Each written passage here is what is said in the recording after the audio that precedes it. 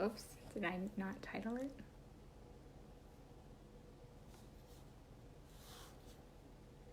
Hello, Facebook. Hi, Zoom. I should just, oops. Mm-hmm.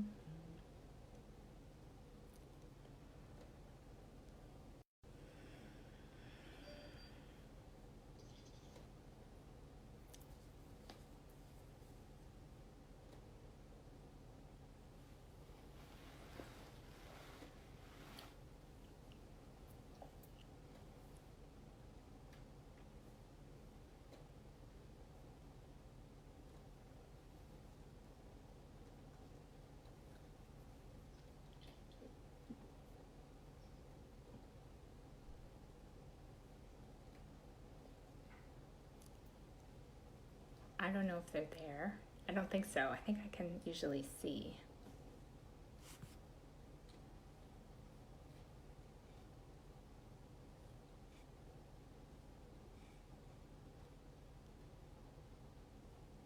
Okay, we'll start. So, take a moment. Close your eyes.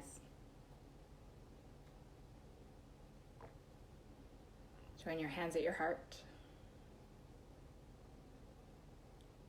And settle your attention on your breath.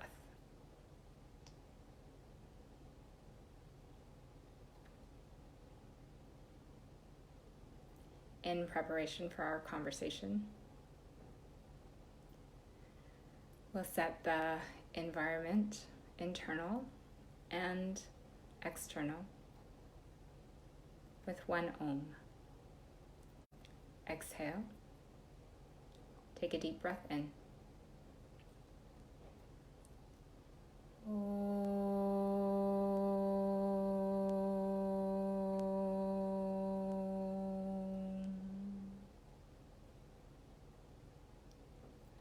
Bow your head to your heart.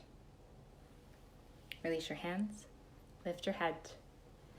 Gently open your eyes. Hello, Janice. Hello, Sherry. Thanks so much for joining. It's nice to see you. So a couple of weeks ago, 10 days ago or so, we had a conversation on yogic wisdom for uncertain times, and we talked quite a lot about fear that evening. So I thought it might be good to counter that with the antidote to fear and to talk tonight about trust. So we'll take some time to have that discussion and then sit together in meditation following it.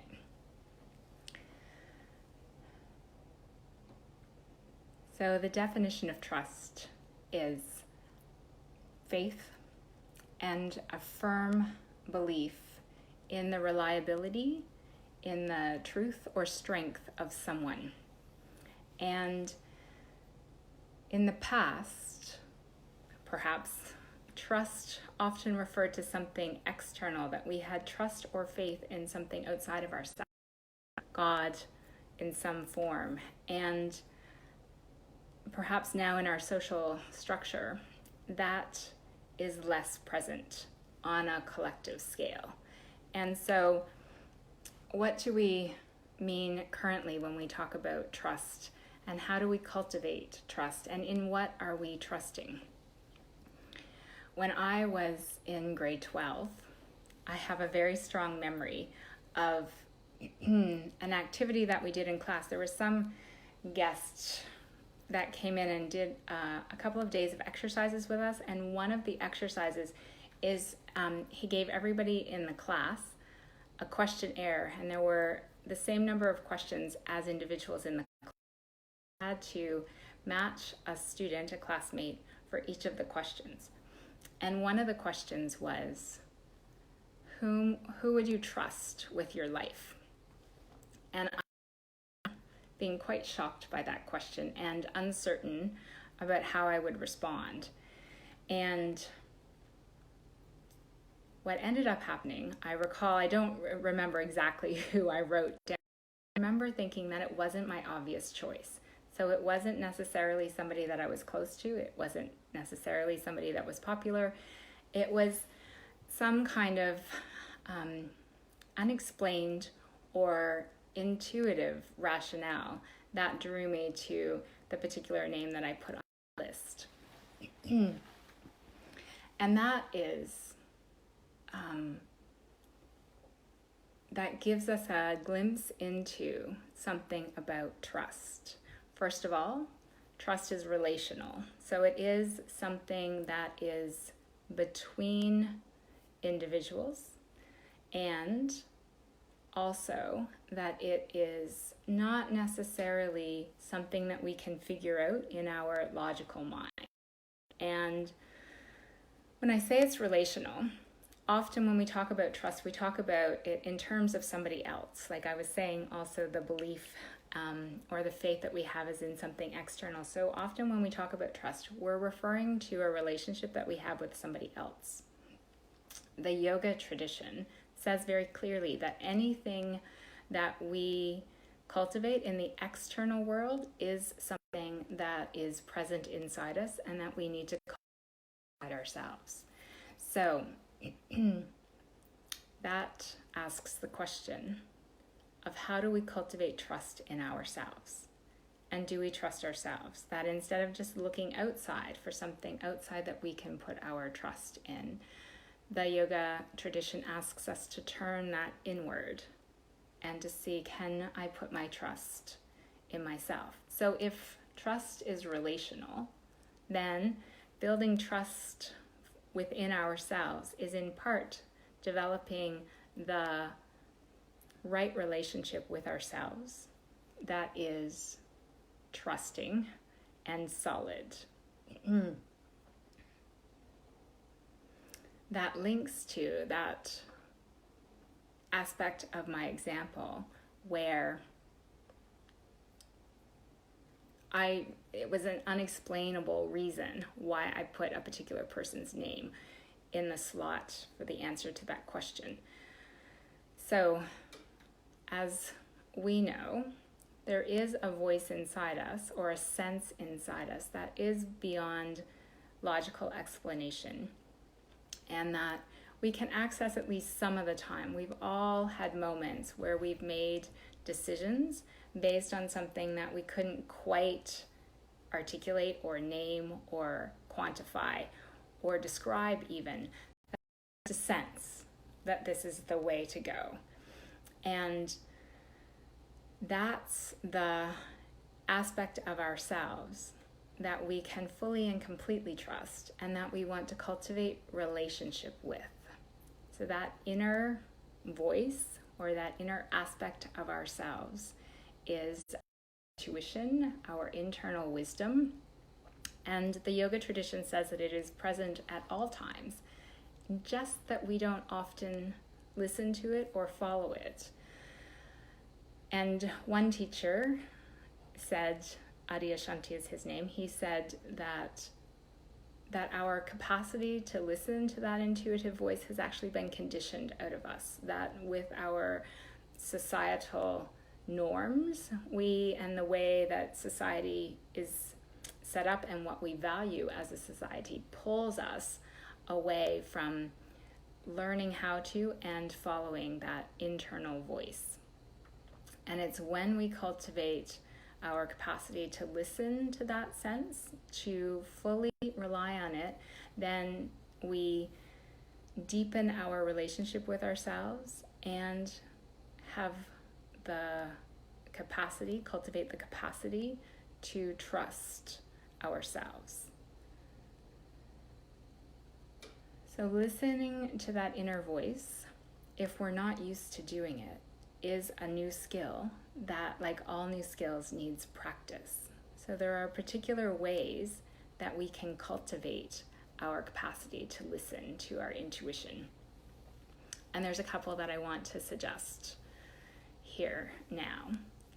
One is to reflect upon the moments when we have listened to that voice and that we have made decisions that have followed that.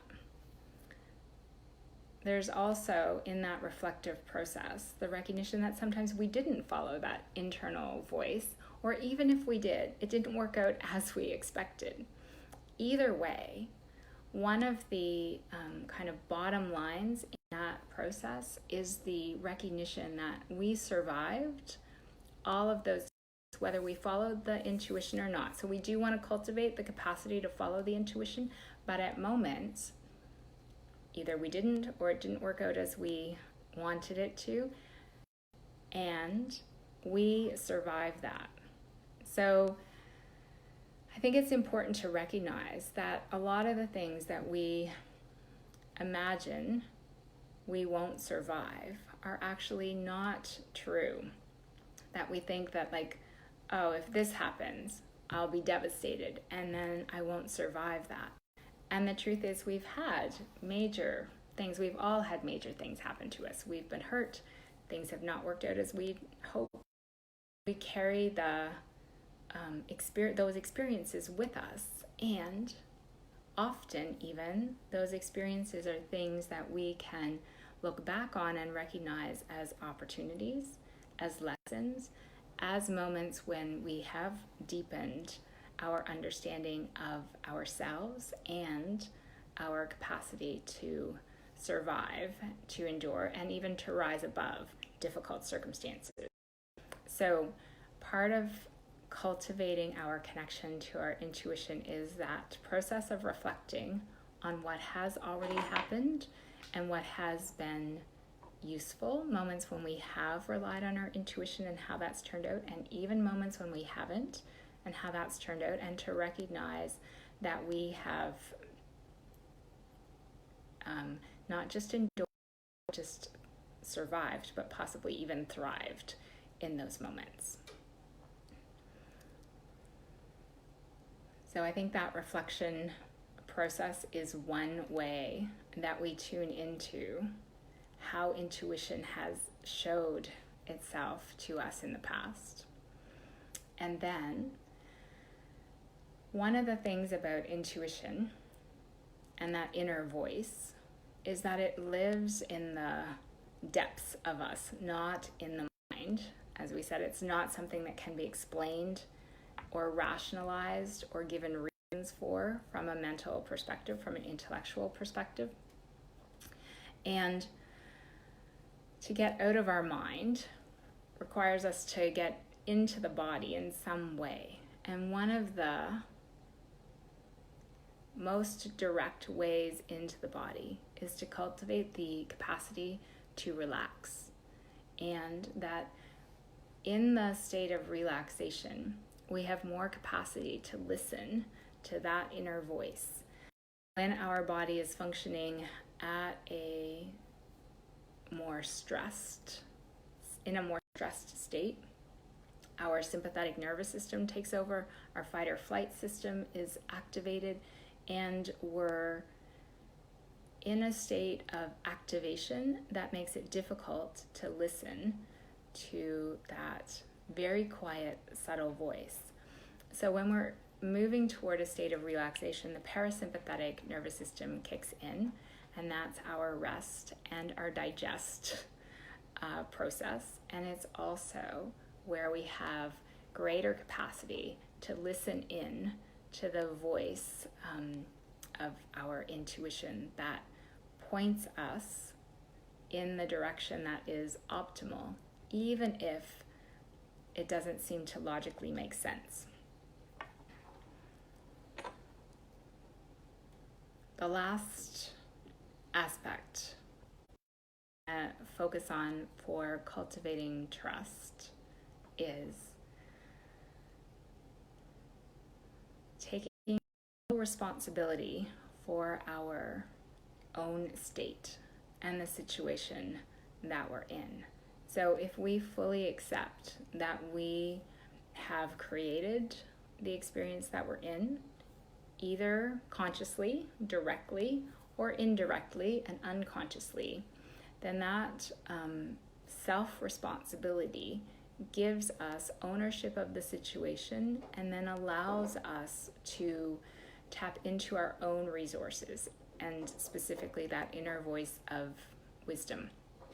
If we are casting responsibility outside of ourselves, then we don't have access to any opportunity or capacity to shift the situation.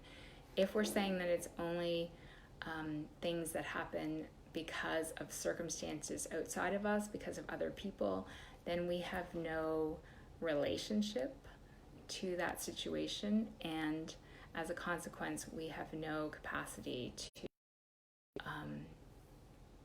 shift the situation. Whereas if we take full responsibility for our own state, our own emotional state, our own mental state, our own situation that we have created on some level, like I said, either consciously deciding that this is what we wanted, or unconsciously just by being unaware and not being thoughtful and direct about where we're at and how we got there. That if we, just lost my train of thought. So if we're taking responsibility for our own state, tune into more fully what the inner voice is suggesting and follow it. Whereas, like I was saying, if everything is outside of us, then we, even if we're tuning into our own wisdom, it's not going to give us any guidance, because we're giving all the responsibility for our circumstances to situations outside of our control. So that cultivating the connection to that inner voice and the wisdom that it provides, the direction that it provides, is, I think, the key to building trust in ourselves. And that when we have trust in ourselves in that essential way, then that is our guide and our compass for how we move through life's flow. And ideally, if we're moving in the rhythm or with the flow of the world around us, then we have, to some extent, more ease, or at least the possibility of more ease present. So I want to see how that lands. If you're on Facebook Live, you could type in a chat window, comment, or question. If you're on Zoom, you can unmute yourself. Let me know your thoughts.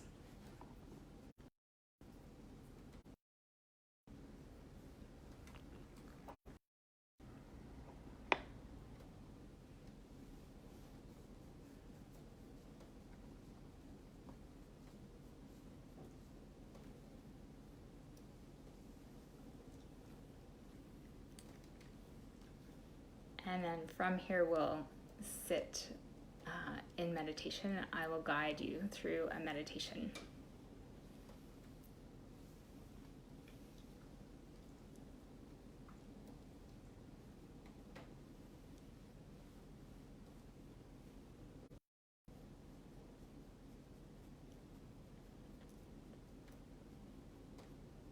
Okay, so let's do that. So take a good seat and adjust your seat in any way that you need to be comfortable.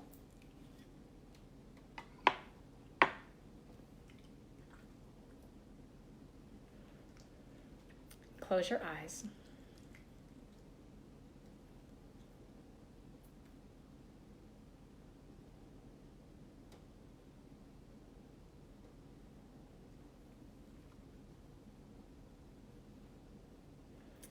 Recognize that the process of meditation is one of the ways that we cultivate the state of relaxation, how we take responsibility, even know our inner state, and then take responsibility for it.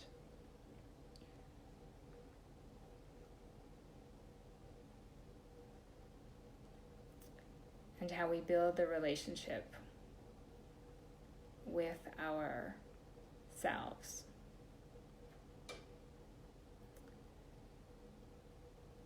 And as I said earlier, that's a skill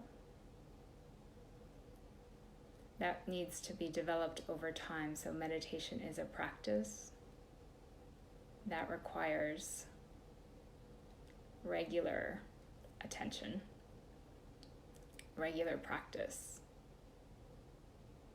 so that we become more able to feel into our essence and trust it. Trust its guidance.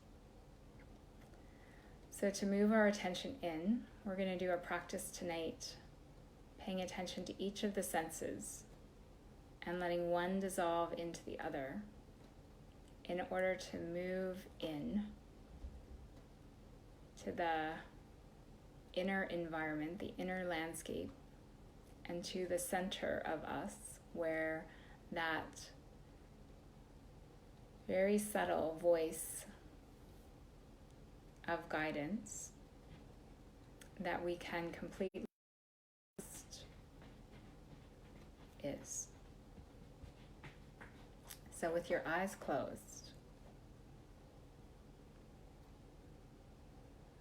become aware of your nose.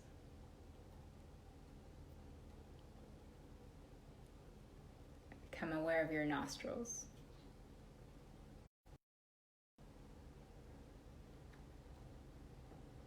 Notice the air moving against the edge of the nostrils, and perhaps through the nose.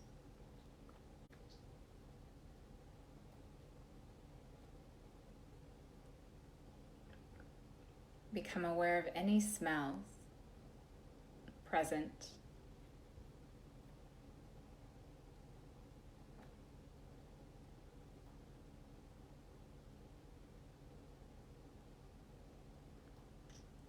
And as best you can, immerse yourself fully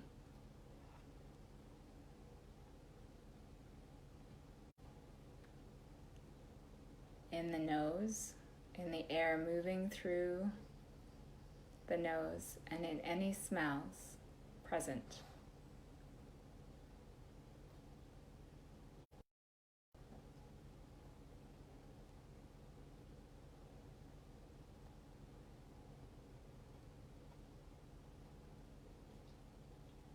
Now slowly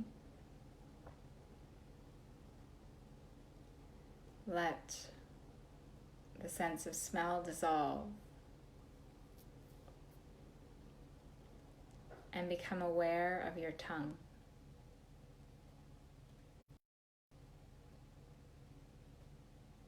Recognize the tongue is the holder of the sense of taste.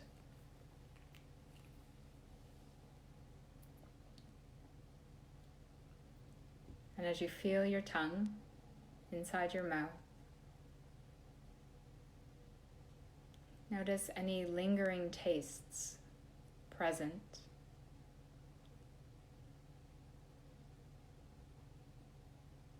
Or notice the absence of any lingering tastes.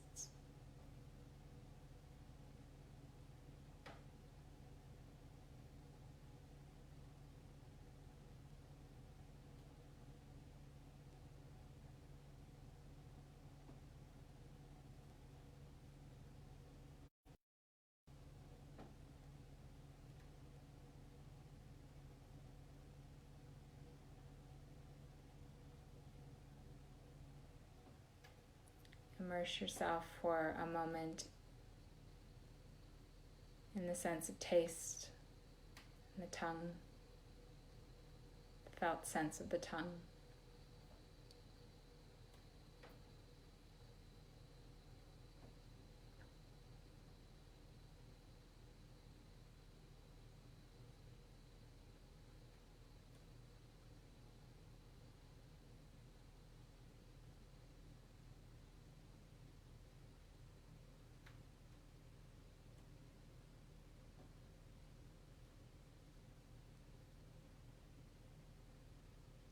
And then letting that sense dissolve.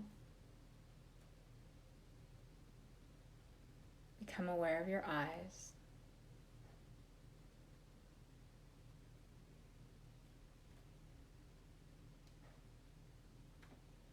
Notice the eyes behind the eyelids.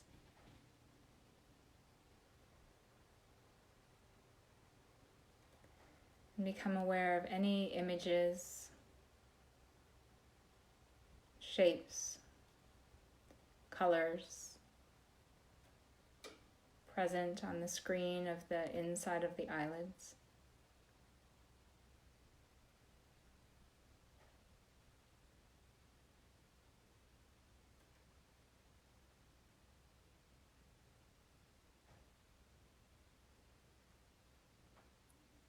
Notice any shifts or changes to the colors or shapes.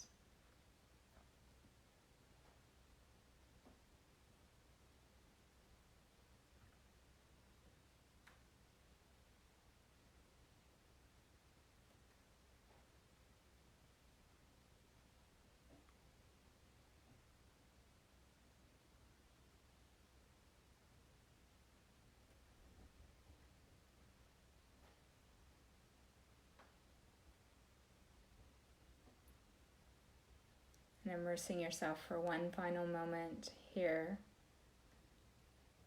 in the eyes,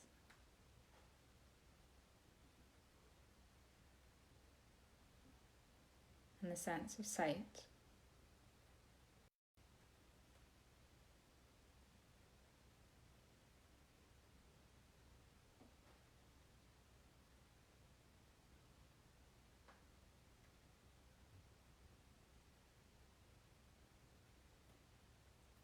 And then let that sense dissolve and become aware of the sense of touch of the skin on your body.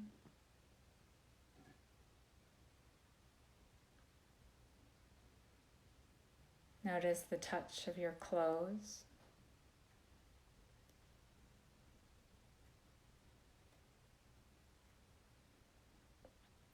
Notice the touch of your legs against whatever you're sitting on. And notice the places where the hands make contact with the body.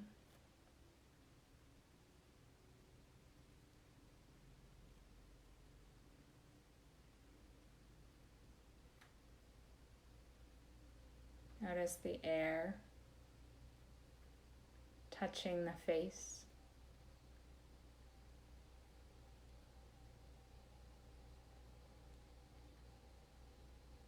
And pay attention to all of the skin and your sense of touch.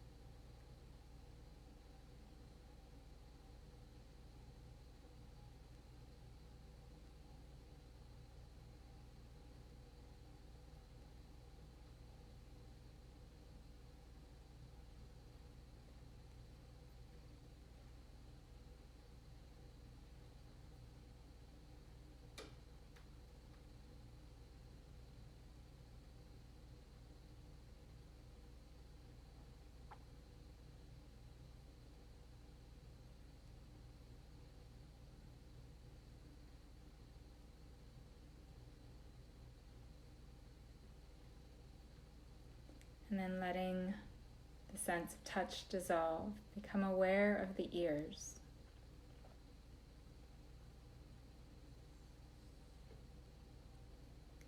And notice the sounds that are present outside the body.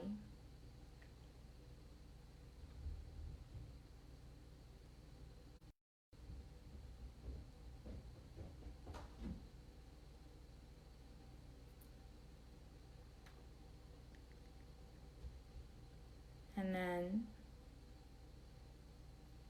become aware of the barely perceptible sounds inside the body.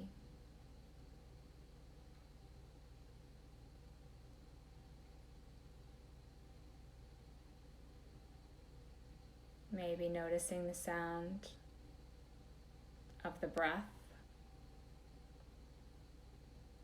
which is basically soundless.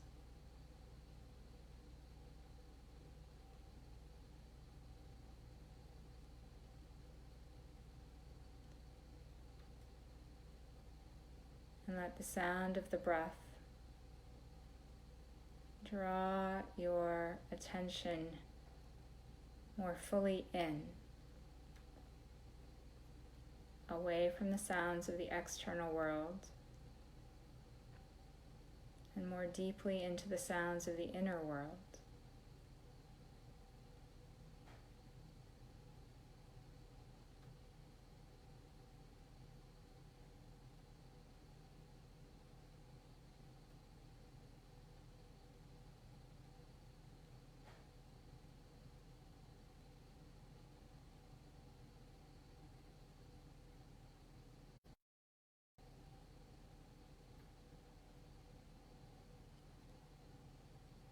Become aware of the center of you,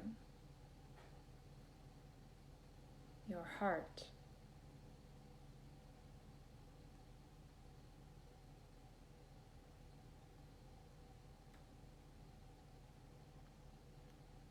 And practice listening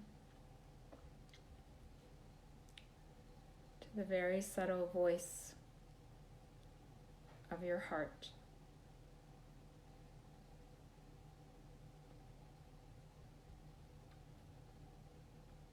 And that might mean simply holding your attention there.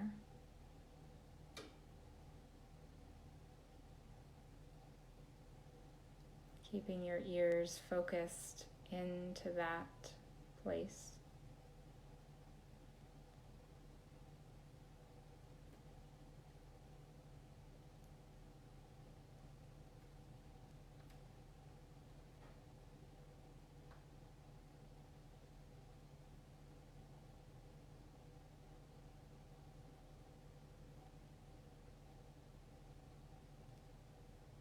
And if there is a question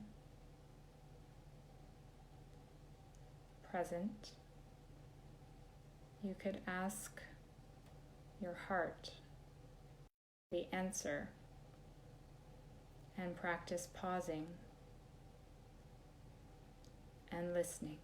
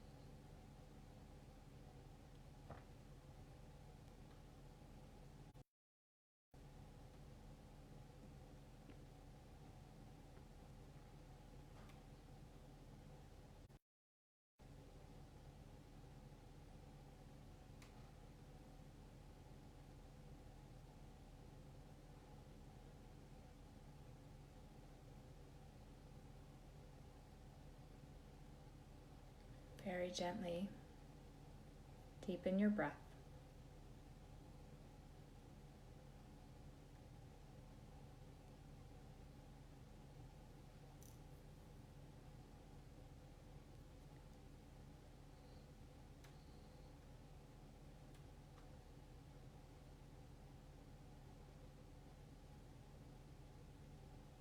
Your next exhalation, join your hands together at your heart.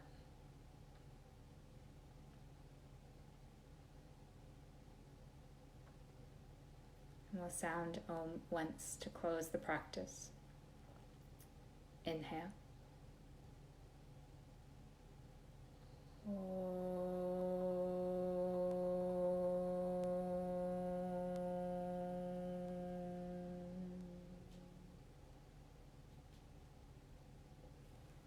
Thank you.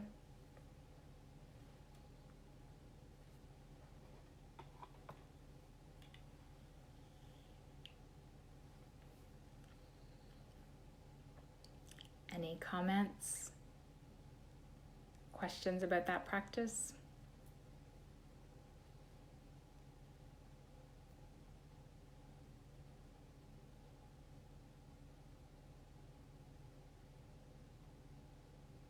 Okay, thank you so much. See you soon.